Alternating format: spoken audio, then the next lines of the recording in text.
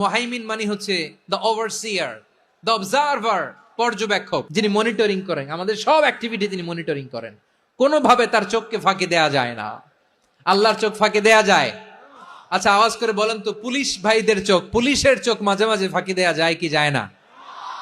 সেনাবাহিনীর চোখ, র্যাবের চোখ, ইনকাম ট্যাক্স অফিসারের চোখ, দুর্নীতি দমন কমিশনারের চোখ, কিন্তু আল্লাহর চোখ, আল্লাহর চোখকে কশ্চিন কালেও কখনো ফাঁকি দেয়া যাবে?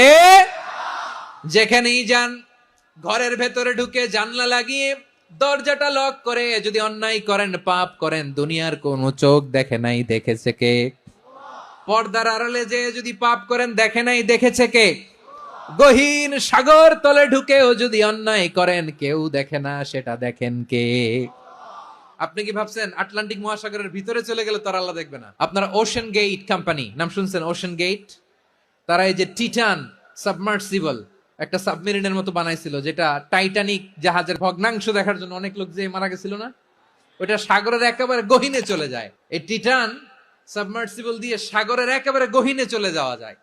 তো ওইটার ভিতরে ঢুকে যদি আপনি আটলান্টিকের তলায় চলে যান, তাইলেই তো আল্লাহরে ফাঁকি দিতে পারবেন, আর তো আল্লাহ দেখতে পারবে না।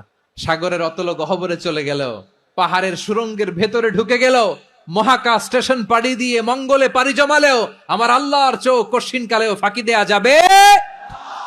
এজন্য সে আল্লাহ বললেন, লা তুদরিকুহুল আবসার ওয়া হুয়া ইউদরিকুল আবসার ওয়া হুয়াল লাতীফুল খাবীর।